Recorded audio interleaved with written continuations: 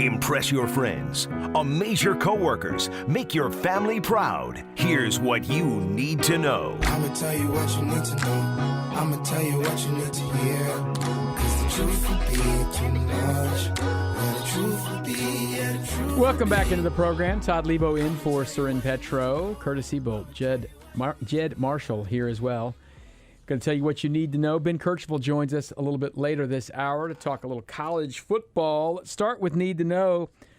Royals shortstop Adalberto Mondesi is going to go on a rehab assignment. Yeah! To Omaha for, Curtis says, for precisely 1 week and be here for bobblehead night next week. Correct? Yes. That's the prediction? That's Tuesday. And Alec Lewis thought they might stagger the games played so that he plays on Sunday. Yeah, in Omaha, and playing 2 in a row is too much. Comes up and then is ready to go on Tuesday. I mean, that's what a rehab assignment is. Yes, You're supposed to ease into it. But, hey, man, we heard it earlier this week. Dayton Moore, I mean, none of us are sold that he's going to be what they wanted him to be. I wish the best for him, though. I really do. We were talking about mental health with Alec about that, and I was reading this old story. Mondesi was with Yordano Ventura the night of his fatal accident and was trying to convince Ventura to come with Mondesi back to Santo Domingo, and he said no, he was going to stay there where they were at this festival, and ended up driving to a different town to try to see his estranged wife, and then got in that crash. So the night still haunts him. I mean, there's a lot of layers to Adalberto Mondesi. I'm wishing him the best, man. I really Absolutely. am. I mean, not nobody for the Royals for sure, but maybe for him too. It's you don't feel bad for guys who get paid lots of money to play games, blah blah blah, all that stuff. But you feel bad for a young man who's going through this. Man. Absolutely. And I'm rooting for him as hard as I possibly can. Do you feel bad for Cincinnati All-Pro guard Quentin Nelson, who's going to be out for, maybe up to 3 months with the foot injury? Colts. Yep. Indianapolis Colts. You feel bad for him? Yeah. Different kind of bad you feel, though? Well, I mean, I feel bad for anybody who's going to be injured. I mean, you're going to feel bad for someone who's a competitor of the Chiefs is fine to. I don't feel bad for the Colts necessarily. Do you feel bad for Lakers fans that Carmelo Anthony has agreed to a deal? They now have 8 players, 32 or older. I think 5 that are 35 or older. One of my favorite lines that I've read today is from a guy who I know some people don't like, but can be very funny. Tony Kornheiser on BTI said that the Lakers are going to petition to start their games at 5 in case they want to go to sleep at 7:30. Get the special.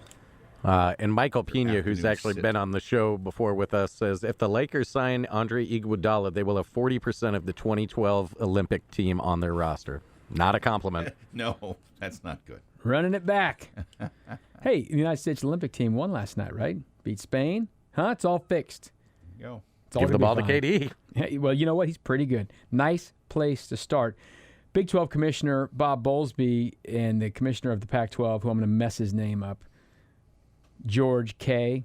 It's Klyavov, I guess. They had a little meeting today to discuss some possible strategic partnership between the two conferences. Don't know where that's going to go. We'll talk more about that with Ben Kirchhoff a little bit later this hour. Steph Curry has struck it rich again. 4 years, $215 million. That's what these max deals are turning into now, right? Wow. It's big dough. People used to get jealous of these baseball contracts. These NBA contracts are getting up there. First player ever to sign 2 $200 million contracts. Not bad. Not bad. And right. they're not 13-year deals. No. These are $200 million, 4 years, $200 million. Boom. I mean, that's insane stuff. That's big, big stuff. And also here, Jed loves Steph Curry, by the way. One of your favorites? I do not.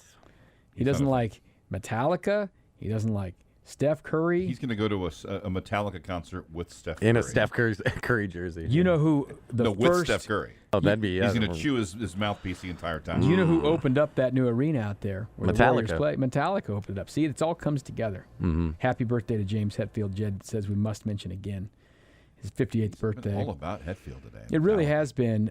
Gold Cup viewership. How about this? 5.7 million total viewers on Univision.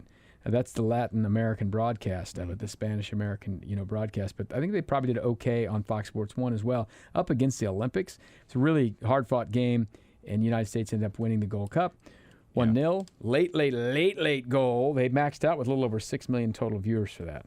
I popped over after the men's part. 100 meters was done. I went, all right, pop over. I think there was 8 minutes left in regulation. And you're in for a while. So You got to see the I end. got to see everything. It was fantastic.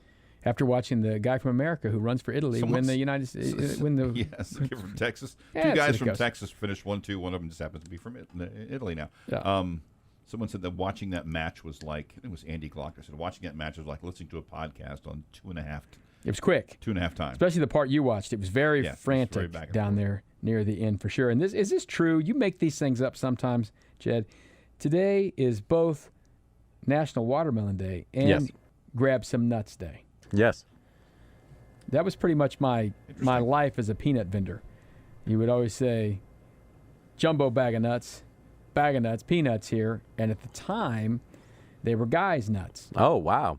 And there was always some salty people who would say, what kind of nuts are they? And you would have to say, guys' nuts. And they would say, I don't want any guys' nuts. And I'd say, thank you for coming out here and sitting in the second row of GA again. I think that Got him. I think that's a very healthy and good thing. So you eat a good nut tonight when you get home. Oh, I love peanuts. I'll have some peanuts tonight and some almonds, too. It's a good, healthy snack for me. All right, let's hear some Chiefs stuff here. We mentioned before Tyreek Hill did not really practice today. He's got knee tendonitis. But let's hear from Big Red Andy Reid on a couple of other things that have happened. The big buzz yesterday was some linebackers getting interceptions off Patrick Mahomes. We didn't get to talk to Andy yesterday. We talked to him today. He was asked about Nick Bolton and Willie Gay making some interceptions against Patrick Mahomes. Yeah, it's good to see those linebackers doing that. You're trying to fit the ball into the tight windows there, and for those guys to react the way they have, I mean, I think that does nothing but make us better. So I'm okay with that. Tell us a bit more about what you've seen from Willie Gay and Nick Bolton out there so far in camp. Yeah, listen, I like both of them. They're making plays, and so I was curious to see how they would do the pads on with the run game coming at them, and I thought they did a nice job with that. Good instincts, like what I've seen, yeah. But speaking of Gay specifically, he was coming off the injury at the end of last year. How has he just looked coming off the injury into camp? Yeah, he stayed up here the whole offseason and worked, and he's doing good. I mean, he's really busted his tail, so it's refreshing. He's got such a positive attitude. You guys deal with him, you know that.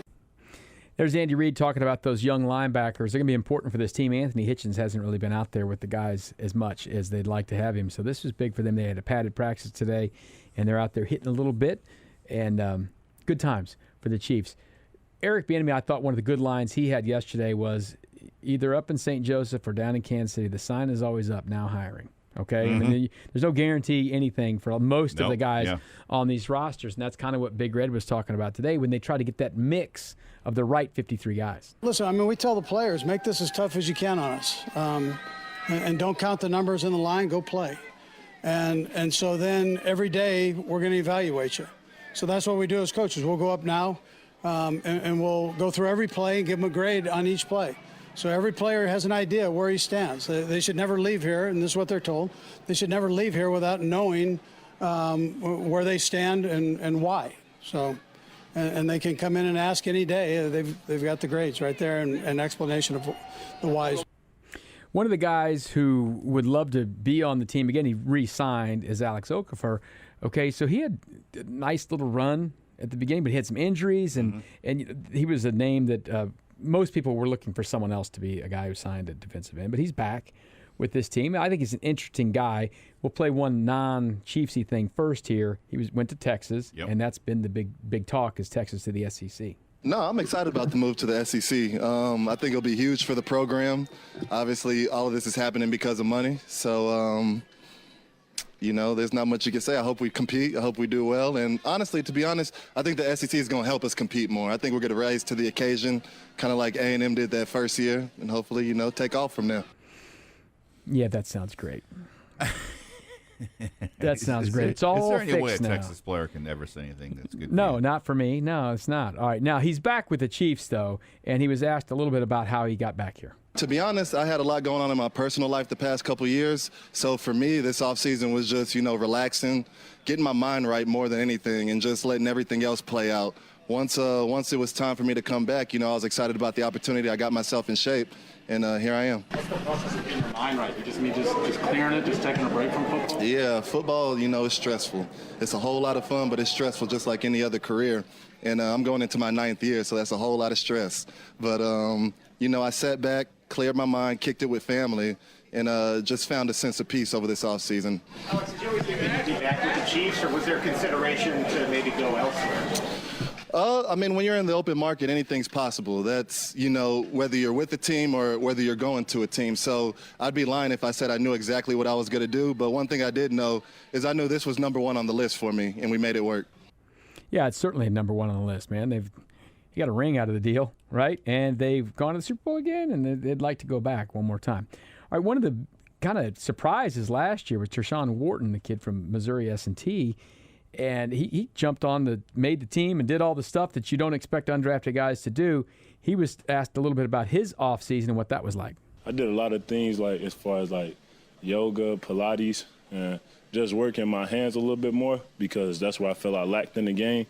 Last year I really came in just ready to go, using my motor. I haven't lost my motor, but that's what it really was last year. Having a traditional type offseason, now you went through OTAs, you went through a mandatory mini camp, and this isn't an abbreviated training camp now, it's the whole shebang. How much is that going to help? I feel like it's going to help a lot. I ain't never seen, like you said, none of this, so I'm still soaking it in like it's my first year with all this, but I feel like it'll help a lot. Because, like you said, OTAs, we were able to go out there and get out, and then I was able to go train again, this is what I need to fix. So I feel like it'll help a lot. Tershawn Wharton there, and they expect him. It's nice. He was a pleasant surprise From a physical last year. standpoint, there were some half a dozen plays last year where you saw you're like, wow. Whoa, hello. Yeah. Good stuff from him. Hopefully he will expand again because I do think these second-year guys can be better for sure. All right, we're going to take a quick break here. We'll come back. We'll talk some college athletics with Ben Kercheval from CBS Sports. The program with Soren Petro. He prefers the company of men. Who doesn't? Weekdays from 2 to 6 on Sports Radio 810 WHB.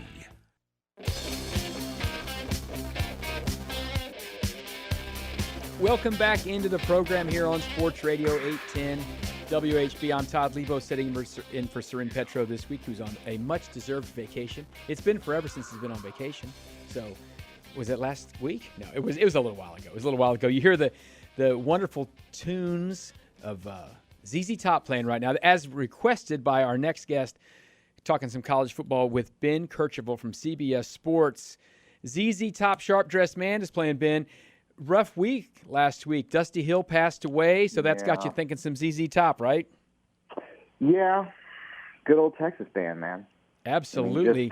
Just a bunch of guys out there playing the blues, and as someone who can't really grow a beard, or at least one that looks, good at all, I had always a big appreciation for ZZ Top, and Dusty Hill probably underrated, maybe underappreciated bass player. So, yeah, it's a sad day. It's a sad day for music there. It's sad for sure. And then I was looking this weekend on videos because I love ZZ Top as well. And they have a tour going on. They started the tour back up, and they had their guitar tech, whose name is Elwood Francis. He's playing for Dusty now, and he looks like a 70-year-old guy with a beard. So he doesn't look any different. It's just wild looking. So if you haven't seen that video, go look it up. They played a little college football time. They were in Tuscaloosa. It was their first concert back. So interesting stuff when they saw it there. But I love ZZ Top. Lots of deep cuts too that you don't hear on the radio. Very good. Love the old stuff for sure. All right, Ben, let's talk some college football. I was just looking back through some things. Less than a year ago, or just it would be a year ago next week, all the articles were the Big Ten has canceled football. They're going to maybe play in the spring. All that's where we were like less than a year ago. And now they played college football last year, and we've still got a pandemic going on. No one's even talking about not playing college football, but we've got Oklahoma and Texas with secretly joining the SEC. This has been a wild, wild year for college football, hasn't it? Yeah, and it's, I don't know, man. I don't know if there's been a year in a long time that's made me really lose a lot of faith in the sport as much as probably the past year.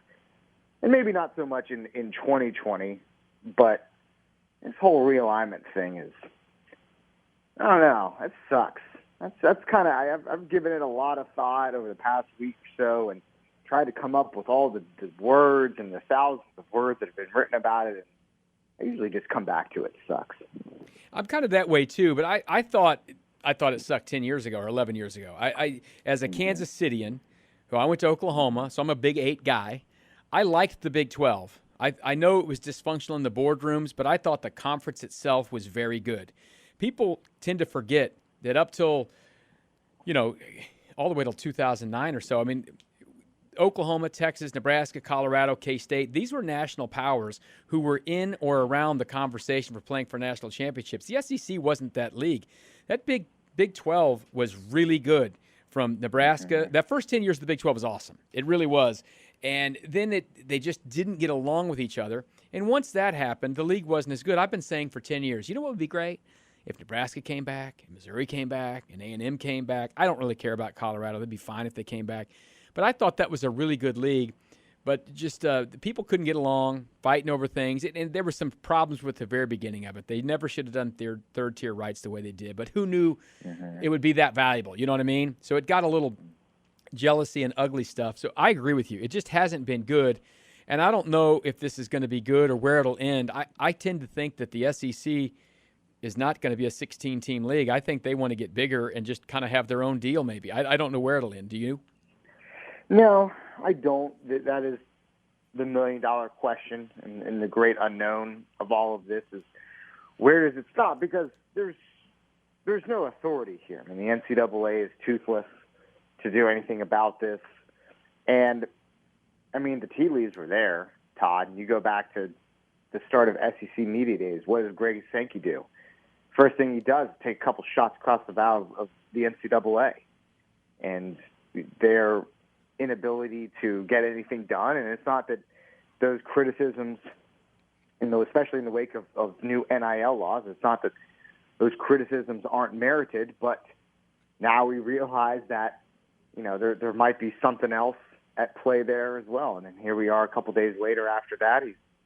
Texas and Oklahoma are heading to the SEC. And what is their end game? Is their end game to not be part of the NCAA and to have their own Premier League, if you will, of just teams that are competing for something else? Is it to just bring in more money? I don't know where it ends, but I don't really like the uncertainty, and what drives all of this is greed and paranoia, and it has ripple effects through college football. And you mentioned you go back 10 years ago when that was the last real big round of realignment, and even though it's not novel, even though it's not something that has only happened in the past decade, there was it was the first time that it had really happened in the Twitter era, right, where you could sort of get information in real time and see it unfold in real time and react to it as it was all happening. And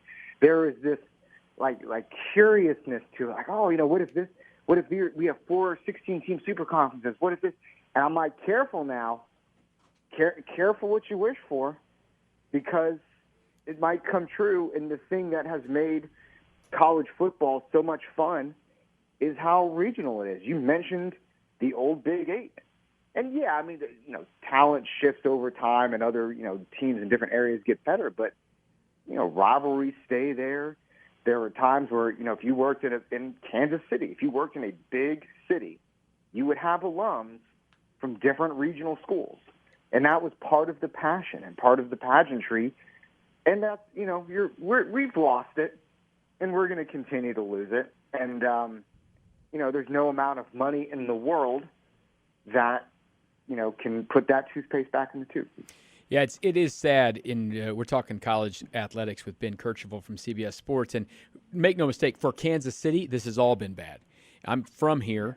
The Big 12 tournament was a really big deal. You had Missouri, Kansas, Iowa State, Nebraska fans, Kansas State. Obviously, those fans would always be around. It hasn't been nearly as much fun without Missouri fans around and without Nebraska fans. We used to probably Nebraska hasn't earned coverage because they haven't been very good. But when they were good, or even when they were just kind of okay after Tom Osborne was gone, we would probably on this radio station have a Nebraska guest once a week on because they were going to play Missouri or K-State or KU, or they might be playing Texas. It was a big enough deal to talk about, right?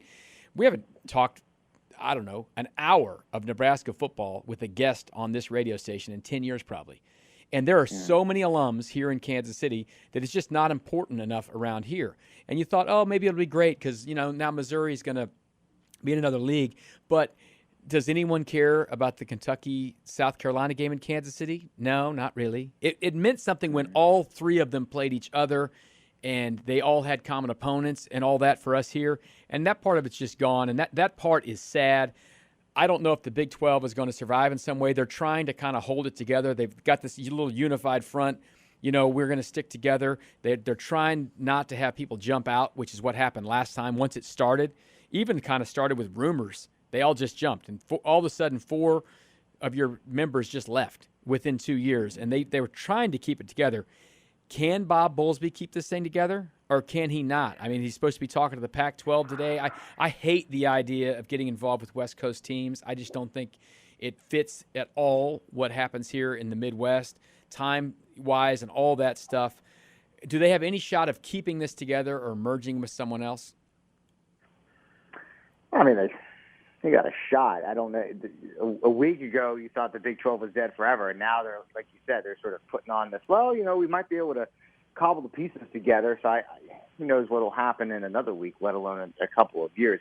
I'll say this, the options are pretty limited, man.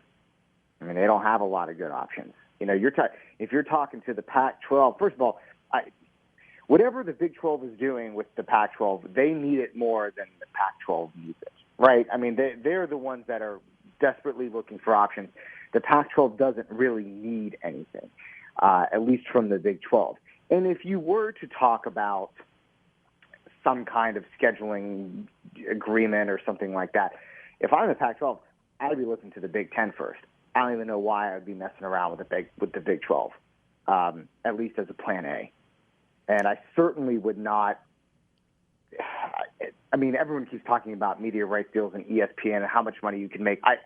I don't know how much greater and more lucrative that deal would be if you molded those things together. I don't pretend to be one of those people that knows those numbers inside and out or the value of those programs, so I'm not even going to guess. But I think when you look at this thing from 30,000 feet, I don't know that there's anything that the Big 12 gives you that as the Pac-12 you would necessarily need right now or at any time in the immediate future. The only thing they really seem to have in common is that their grant of rights are up here in the next few years, I think within a year or so of each other in 2024 and 2025. The Big 12 is in this really tough spot because geographically they're in the center. So they can be pulled in a bunch of different directions in terms of teams leaving. Pac-12, man, I mean, that's West Coast, baby. There's nothing that's going out that way in terms of, any kind of shift in the landscape. So if you're Bob Bowlesby, you're going through all your options. I don't know that any of your options are all that great, and I don't know when it's going to be, but candidly, I don't really know how Bob Bowlesby keeps his job. I mean, this whole thing caught everyone by surprise, but the last person it should have caught by surprise is him. And he's completely blindsided by it. 100% blindsided. The very last question he got asked at Media Days down in Dallas a couple weeks ago was sort of about realignment, but not really. It was mostly about the college football playoff, and he made a joke on the podium about, hey, nobody asked me about this. It cost me $5, some joke thing like that. He was clueless, absolutely clueless. Now, you have to give – I don't want to give credit to deception, but you have to give some credit to Texas and Oklahoma, I guess, for keeping this quiet, and to the SEC for keeping it quiet, because nobody knows. And these are leagues where everybody talks. So I agree with you. I thought Bowlesby's done an okay job. Now, he wasn't part of managing through the last round. I mean, that was Dan Beebe kind of messing it up and Chuck Ninus in there. I mean, he kind of came in afterwards. I mean, it seems like 70 years ago that Chuck Ninus was up there, ranting about some of these things. But Bowlesby's just kind of been there afterwards. And this is a tough spot for him. I mean, do I care if he loses a job? Well, I don't know. But you're right. He should have known something was up. What people around here care about is what's going to happen to their school. So we are a Kansas affiliate. Kansas State is right here as well. If they don't cobble this together with something, are there landing spots for Kansas and Kansas State if the Big 12 just goes away? Good question. I always see these things like, well, the Big Ten cares about the AAU and academics and all that kind of stuff. And let me put it this way. I think they use that as a front, but I don't know that it really makes a difference as far as that kind of movement is concerned. So everyone would want to point to Kansas going to the Big Ten. If the Pac-12 wanted to expand, what they really get, practically speaking, from going to the Kansas States and the Oklahoma States and the Texas Techs of what is left of the Big 12 is you get Central Standard Time kickoff. That's what you get. You get better slotting for your games because that's an uphill battle that they fight right now. But as far as the value that those teams give other conferences to pick up, maybe in time it happens. I think it's more likely that you're talking about bigger power conferences than you are necessarily about the AAC, growing in its membership and catching up on some of that power and money. I don't know that option is maybe as realistic. So for right now, I think the Big 12 or what's left of it probably stands pat and figures out some kind of Band-Aid patchwork thing. But there's so much mistrust. If I'm like West Virginia, do you think West Virginia wants any part of going to Corvallis, Oregon? No. You think they want any part of that? I'm from there. I got my peeps are back there. I got my sources back there. They don't like coming to the Big 12 places. Yeah, every begging years, Huggins talks about, the Big 12 tries to help them. I mean, they'd say, all right, you can come to Norman and Stillwater in one trip, right? So they don't have to go back. Yeah. They don't want any part. And that's a revenue sport like basketball. I mean, you want these non-revenue sports traveling literally 2,500 miles away, 3,000 miles away. Oh, my God. It'd be devastating. I mean, here's what West Virginia wants. They want the ACC. I mean, they always did, even before they joined the Big 12. They joined that kind of like out of desperation and necessity. They want to go to the ACC, and what they're sort of banking on this time around is that E. Gordon Gee knows everyone, has hired everyone. That's what they're banking on. But if you're the ACC, I mean, you don't need West Virginia, right? I mean, like, you don't need that. So those are the types of programs where you're like, the moment somebody calls you, or actually, let me put it this way, in realignment terms, the moment someone's lawyer calls your lawyer, that's, they're leaving. First sign of light, they are leaving. Yeah. Ben Kirchhoff's our guest from CBS Sports. So the Big 12 and, Oklahoma, Texas, and the SEC have gone through all of the ceremonial hoops of asking to be in, considering, extending invitations, accepting invitations. Every single one of these releases says 2025-2026 school year, July 2025. There's no chance this broken thing goes that long. What's it going to cost? How long is it going to take? When are we going to see those two schools officially in the SEC? Probably next year. Probably next year. There's some someone who works for CBS. There's some stuff with the SEC on CBS that could make things a little tricky, but there's no way that. You know how awkward it would be. It was around awkward for 4 more years. It was awkward for the 1 year where Nebraska was in the league, and the half a year Missouri was in the league. I mean, 4 years of it. That's a lot of lame duck right there. A lot of lame duck, and take a bullet to the head. Don't take 50 to the chest. Yeah. So it's going to cost some money somewhere, and that's where it'll all get worked out. And the Big 12 was mad. I know there's probably not going to be any official lawsuit that gets any traction here or there, but I do feel like ESPN was behind a lot of this because of, as you mentioned, the CBS deal with SEC. It's only got a couple years left, and they could get out of that early too. ESPN would love to have that SEC game at 2:30 our time. I'll speak in Central Times. 2:30 our time, and they'd love to have the ability to have SEC night games on big ABC, right? Because right now CBS only gets 1 or 2 a year, right? They can't do double headers that start at 2:30 and 7 o'clock. ABC, that's what they do. They'll put those on. They want this stuff desperately. They want it bad. But I think the whole time is they didn't want – if you got the 14 teams in the SEC, there's some pretty bad matchups. And if you want to put these on like ABC, you don't want to have Mississippi State versus South Carolina at 7 o'clock on ABC, right? So you need some more names to put in there. So they went name hunting, and they found a partner who – Texas is already a partner with ESPN, right, with the Longhorn Network, which they hate. I mean, ESPN hates, by the way. Texas loves it because it's a free check. So I think there's been a lot of backroom dealing saying, all right, we're going to kill the Longhorn Network, but we're going to make you whole by putting you in here. But you know what? You can't put 1. Let's get 2. And, so Oklahoma's coming along. I think ESPN has to be behind some of this. I don't think there's going to be some lawsuit that's going to save the Big 12 or anything like that. But I don't think there's any question TV is behind a lot of this stuff. It has to be because that's what runs the sport. Well, you just said it. ESPN does not broadcast games; it runs them. That's their role in all this. You know what I think? I think Texas, and I don't know how you would have done this. I obviously think this was happening back. You could probably pinpoint it to because Oklahoma was always mad about their television times, right? I mean, very publicly, about their TV times with Big 12 and ESPN and Fox, and they issued a statement. I can't remember exactly when it was, but they issued a statement about how mad they were about this Nebraska game, the 50th anniversary game, Yeah, and that's when I went.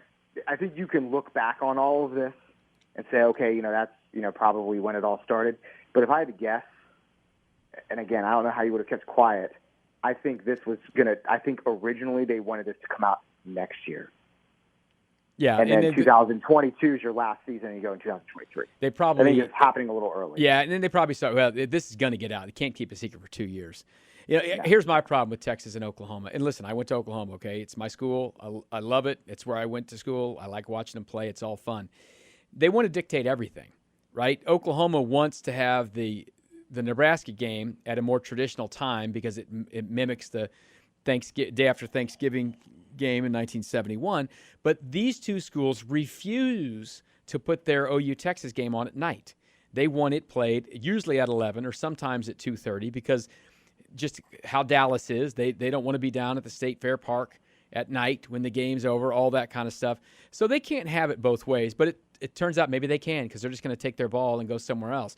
But they're not going to be running the SEC, right? I mean, they're going to be big-time members, right, because they are Oklahoma and Texas. But they're still going to be the new kids at the table. How many Arkansas fans do you know who really feel like they've been there since 1991. They were the kids forever. And they were just happy someone else came in with Missouri and A&M, so they don't feel like the newbies. It takes a while to get indoctrinated into that SEC culture, and I think Oklahoma and Texas have a little bit of a rude awakening there. Well, there's a couple dynamics at play here. We were talking a little bit off air. Like Texas has been this great meat shield for Oklahoma. They're just out there taking all the bullets for them. And if you're Oklahoma, you're like, this is perfect. Please just keep taking all the licks so that we don't have to. But if you're Oklahoma, you're making. It's not like you're not making money. I mean, are you making as much as the SEC? No, but you're still like recruiting on a national, scale. You're still getting good enough players to go to the college football playoff. You probably have a team this year that could maybe make a run at a national championship. What is it? Was it not enough? Was 6 or 7 straight Big 12 championships? It wasn't enough for you? And for Texas, my God, you can't even get above 7 regular season wins. Now you think you're going to go play Alabama every year, every other year, and you think that's going to change for you? You know, like, we can't recruit because we're in the Big 12. No, you can't. First of all, your recruiting is fine. You can't develop them because you're plowing through coaches every 4 years because there's too many cooks in the kitchen. Mm-hmm. But it's not your fault. No, it's never your fault. It's someone else's fault. And, again, it's that kind of hubris that careful what you wish for. You know, so you might go into the SEC and you might, if you're Oklahoma, you might win it 1 year or something like that. You might have success. I don't know. But careful what you wish for on that because you burn a lot of bridges along the way. And, you know, at what point is it ever enough for you? And the answer is it's probably not. And, you know, good luck creating change that the people in charge will not have to live with the long-term consequences of that for years to come. So congratulations. You got what you wanted. Yeah, I think from the Oklahoma side, because I paid quite a bit of attention to it, you know, it's my school or whatever, and I watch the recruiting and all that. And I think they feel like they're almost there, but when they get in those games against those Clemsons and the SEC schools, they're like, they just don't have the exact caliber of athlete they need. So I think they want to recruit in SEC territory a little more. But this whole thing is the Big 12's fault, because if they never would have let A&M leave, there wouldn't be the exodus of Texas players to the SEC schools. I mean, they really did let the rooster in the hen house there. They blew that on their own. And so they reap what they sow in that front. It took them 10 years to kind of figure it out. And who knows? I mean, these things happen. I mean, the Big 12 lasted, I guess, for 25 years.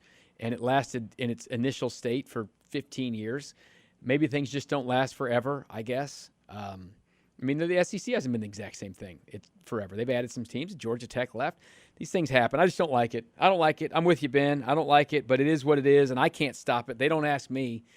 I'm just greedy. I want things for myself. I liked to be able to go watch my Sooners play. In the old Big 12, it worked out perfectly. Every year they were either in Manhattan, Lawrence, Ames, or Columbia. Every year, so I could go watch them on the road or go down to Norman to watch a game for Kansas City. But they're apparently not doing this for the Kansas City alum from Oklahoma. So whatever. I guess they won't ask me to come speak at any banquets, that's for sure. All right, Ben Kirchhoff from CBS Sports is our guest. Let's do the Final Four, brought to you by the University of Kansas Health System. Let's start out number one. I don't know if Petro's asked you this yet, but the over-under on Kansas wins is 1 this year. Ooh. Are you feeling the over or the under? They are playing on the road at Coastal Carolina and on the road at Duke, plus the Big 12 schedule. I think it was 1.5 earlier this summer. Is it down to 1? I've seen 1.5. I mean, Caesars is what we use. Okay. Formerly William Hill, now Caesars. It was 1.5. I'll take that one. And yeah, so you know what? I'm gonna take the over because and there's been a lot of lean years for Kansas football since Mark Mangino was fired. But even in some bad years, they managed to get 3, right? Like they've somehow stumbled into at least 3 wins. So they'll get South Dakota. Can you nick somebody along the way somewhere? You got to believe in something, man. Give me 2. I'm strong on that over 2. I think it's going to happen this year for them. Okay, today we did talk some music before with ZZ Top. James Hetfield from Metallica. It's 58th birthday. I love Metallica. Jed hates Metallica. He won't play Metallica songs for me, but do you have a favorite Metallica song? Yes. Master of Puppets. And also James Hetfield's only 58. He feels like he's 70. Only 58 years old. Lived a hard life, but only 58. And Master of Puppets is my favorite too. So we're brothers on that one. I see on your Twitter bio that you like The Bachelor, but are you a Bachelorette fan? Because that's going on right now. And if you are, who do you think's going to, I guess you win The Bachelorette? I think that's all losing. But have you been watching The Bachelorette? Do you have a favorite?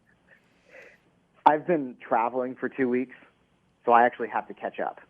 I haven't seen it since they've gone to hometowns. So I don't even know what's going on at the moment, and I'm trying to plug my ears so that I don't get any spoilers. Okay, we'll follow you on Twitter to find out what you think about who should go or not. Okay, I got that. I got that. And finally, the Olympics are going on.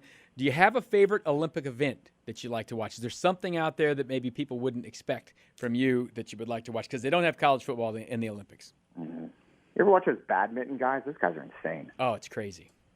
Those guys are just – those guys are swinging the racket so hard for a thing that just like flutters through the air, and it just the volleys on those are really intense. And I love this idea of like a really non-traditional sport like badminton, where if somebody makes a play, like anytime someone makes a play, they like yell into the air and pound their chest. Like I want that for badminton. I want the most like masculine, just competitiveness thing for something that is just so like flighty and just not even all that intense. I like it. It's good stuff, and we're enjoying watching that as well. I like to see these things every once in a while. I don't need badminton in my life every Saturday, but I like it every 4 years. So we'll check that out as well. Ben Kirchhoff from CBS Sports, thanks so much for your time, and we'll be following along with you as we try to figure out where all these teams are going to land. Appreciate it, buddy. Yeah, you bet. But first, the Joe's Kansas City Barbecue burnt end of the hour answer. On this date in 2015, he became the fourth player ever to hit for the cycle 3 times. Who is this Hall of Famer? In 2015... Hall of Famer, God, who is it? I mean, like that's A-Rod or Jeter or somebody like that? Nope. He is the fourth of now 5. Somebody else has been added to that list. Trey Turner more recently did it for the third time. He's an insane cycler, Trey Turner is. That's what I've heard. Yeah, it's too much. Adrian Beltre, a guy that was always kind of a bee in my bonnet as being one of the underrated players. He is certainly going to the Hall of Fame now. Yeah. 6 Gold Gloves, 3,000 hits, more than 400 home runs. It's pretty good. Not bad. A lot of cycles, too. Cycles are not easy to come by. No, it's kind of a hit and miss type of thing, but usually if you do it more than one time, it means you've been good for a while. So Right. And you know what? I think it used to happen more because the ballparks were bigger and, AstroTurf was triples are hard to get, but the 70s, 80s, the Royals had some cycles. George Brett did it twice. Yeah, and I think Frank White cycled once, maybe. Yeah, I think he did. I believe so. Yeah. They're not easy to get. It's a lot of places because they just don't get triples. Not anymore. Ball used to rattle around all the time. Well, nobody hits the ball anymore. It goes over the wall. Right, it's either homer or it's single. And they're positioning players now where it's tough to hit it where they ain't because they know exactly what you're doing when you do that. I don't know. That's a good one. It's a good one. Adrian Beltre, not bad. All right, Curtis, we're done here today. Tomorrow we'll be back at it. Soren's on vacation, and he will be back next Monday. We've got it for the rest of the week. Almost Entirely Sports will come up late tonight, but you get a little Josh Briscoe first coming up next with baseball tonight. We've got the Sporting Kansas City show, and then some Almost Entirely Sports. So all the Briscoe you ever wanted is coming your way right here on Sports Radio 810 WHB. Enjoy the rest of your Tuesday, Kansas City.